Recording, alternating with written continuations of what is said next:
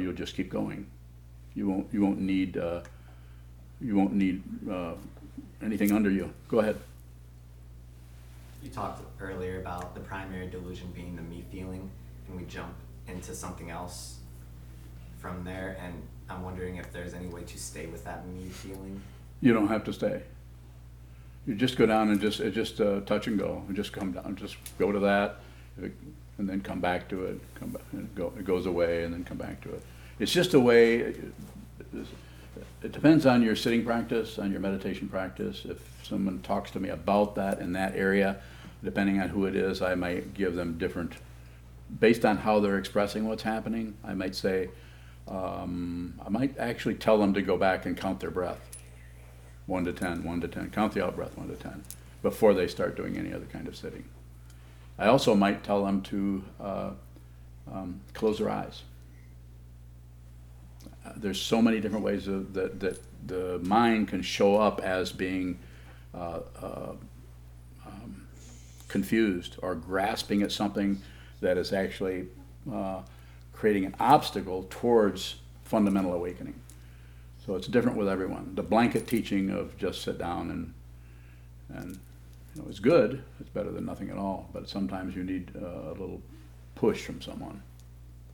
More? How much sitting meditation is needed to see the truth? 500 years. Not all at once. You can break it up into 2 segments. So we have Michael's asking about this because he lives at the monastery, and he has we have 6.5 hours of scheduled meditation happen here every weekday, and a little bit of that is on Saturday. And the people who, it's voluntary, people want to live here, they can do that. They don't want to do that, then they can't live here. And so, and then on top of that, if they have jobs and have things that are taking them away, they also can, on their own, can do what we call block sitting. It's set up a 4-hour period of time, and that 4-hour period comes out of looking at this for a long time. It's not exactly arbitrary. So sit down. I don't have any bells. I do have a bell. I'll actually show you. You need a sound. Don't do it with, I'm going to meditate now. Sit down. Sit symmetrical. All the senses open. Face something that is not doing much. It could be a tree. It could be your lawn. It could be a wall. It could be anything. Hold very still and watch what moves. By holding very still but not being rigid, you'll see what moves. You won't be able to ignore it. You'll see it. Do that for 4 hours. At the end of the 4 hours, get up and do other stuff. And don't evaluate it. Don't judge it. It will never be the same. My understanding is that it might happen different with you. And then at the same time, in that container of time, noon to 4 p.m. or 4 p.m. to 8 p.m. or whatever it may be, in that time, you may need to get up and go to the bathroom. You may need to get a sandwich. You may go and you may go in the other room where somebody's listening to the news, and you might listen to the news for a few minutes. But your basic situation is to go back and finish that time. And even if you were to leave for the last 2 hours and do something else, in order to make that a practice, you'd have to come back at 4 hours and actually strike that bell. Maybe you wouldn't even sit down. You'd just reach down and strike the bell twice, that 4-hour period is over, and then repeat that. Repeat. And eventually you'll just sit there. And it might take years before that happens. So that's a way to do it. And that's how people here set that up. Sometimes people will text me and let me know they're starting when they finish, just because they want to include me. It's not that they get gold stars for it, but if I'm trying to help somebody work with their mind and their confusion or their difficulty, it's good for me to know how much awareness practice they're doing. It's going to show up differently with each person. Further questions?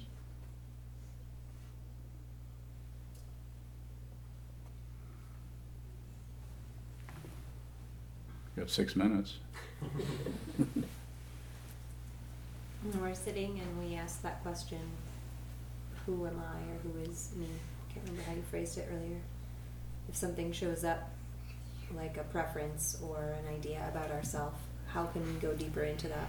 If you use the Atma Vichara that Ramana talked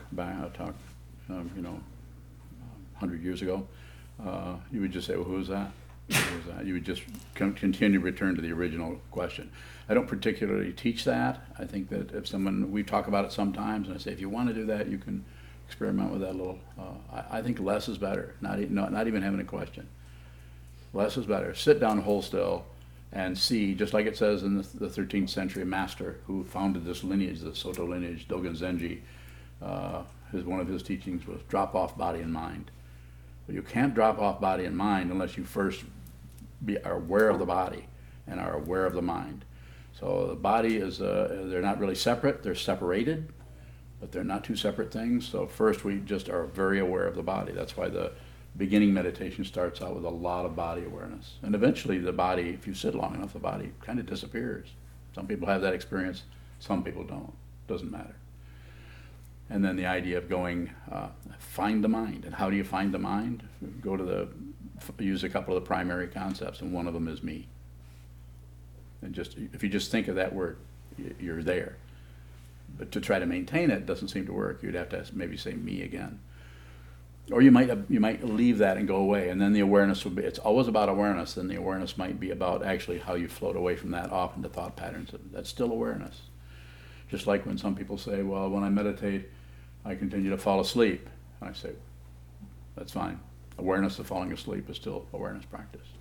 So it's not about the maintenance thing. If you're going to maintain anything, it would be hold as still as you can. Some people can't do that very long. Some people have bodies that they can sit down and they just stay there for hours. I know I've watched them as I wiggle around. So move this. So I would say move and then return to stillness. Move a little bit and then return to the stillness. And so it's about the stillness and about the awareness that arises when everything is still. That seems to be what, to use the relative term, kind of starts to clarify the confusion over time of having a strong practice. Shoshi? Does Jukai promote a me feeling? So Jukai is receiving the precepts, which are, this afternoon we're going to give precepts. I can't remember who they were. Going to give lay precepts. They're not fully ordained monks, but they're lay precepts. So it's a way of using, the metaphor I use is a glue. It's like gluing yourself to the practice so that by doing that, and not everyone should do this. I don't even promote it. When people ask me about this, I say no, think about it for a while, or send them away or something. And some people I don't, but because they're more insistent right away, and so I'll go with that. But generally I say go think about it and concentrate, reflect on the 16 precepts, and look at those. And so I would say it certainly ties in and sticks to that area, the self-centeredness, of course. And there's some pride, someone could have, I give you as silly a name as I can when I give you a name. You realize that? Shoshi. Depends on what translation. Yeah. Don't use that one. You have to use the one I use. So, and thing about Chinese words, Japanese words, is because it's kanji characters, you can have one kanji character, but it can point in different directions, since that's what he's talking about. So I don't take it as a correction, though. So the idea there, to go more directly to what Shoshi's asking, doesn't it promote some kind of me and my stuff? It's not a problem. You don't have to be concerned about getting rid of ego, but we need to see it. And so that may help you see it. It's and the tradition is called a change of name and a change of mark. So there's a change of name in that you're aligning yourself with an ancient teaching that goes back 2,500 years. So, and when you're in this context, you're going to use that name. Like my name is Sokuzan, it means as it is, mountain. So it's just this mountain, pretty simple. And other people have different names depending on how, whatever. I don't really think about it, it's just I keep thinking about it, and then a name shows up. So it's like it comes out of the juniper tree out in the garden. So there's a little bit of stickiness, and it could be that, and some people maybe might get puffed up about that. But if you're sitting 6.5 hours a day, it's pretty hard to get puffed up about very much. You lived here a while, you know what I'm talking about. Yes. Thomas from Germany has a question. Tomas. He asks, it seems to me that the more I practice awareness, the worse I feel with all my confusion. How can this be handled instead of trying to get rid of it? Yeah. So I just talked to Thomas recently on Skype. I think it's different with each person, but I think mainly it's a matter of just don't give up, just continuous. The downside is what you're feeling, this feeling of getting worse. But the upside is you're actually looking at aspects of consciousness of mind that you've been able to shut out by doing other activity or thinking of other things or moving away from it. So the downside is it doesn't feel good, but the upside is that's how the path feels. That's called a dharma gate. You're actually going into the negativity that's manifesting as your particular subjectivity. This is not good. I don't like this. So why am I feeling this way? There's no reason for this. Sometimes in order to get a little bit of breathing room, we'll just give it a name. Depression. Don't call anything depression. This is what happens when you call something, when you give anything a name, unless you're aware that that's what's happening. So it's always about awareness. And then, Thomas, in your situation, I would say just repetition. Just continue to sit down and just have a willingness to receive whatever arises, including the difficult feeling. As long as there's somebody that's concerned about that, that's the unexamined and imaginary self. There is no one. There's no solid being anywhere. Don't believe that. One further question, if you have it. The internet's down again. So they can't see what I'm doing? All right. Let's dance. Okay, thank you, my friends.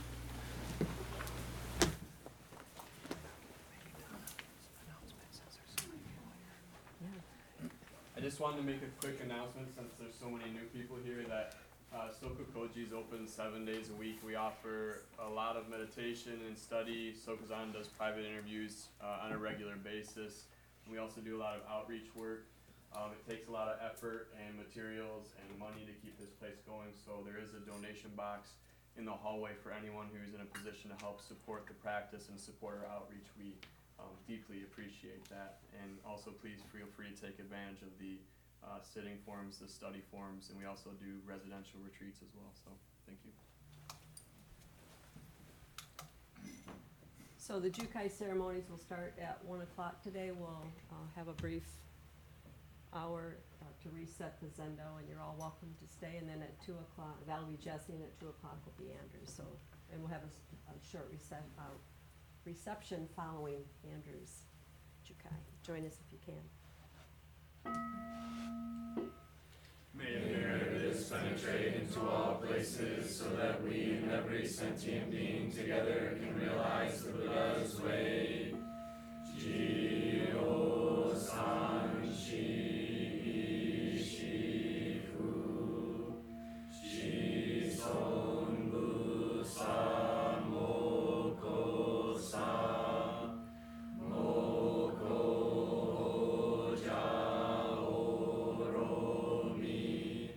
the 10 directions, the 3 worlds, all Buddhas, all venerable ones, Bodhisattvas, Mahasattvas, the great Prajna, Paramita.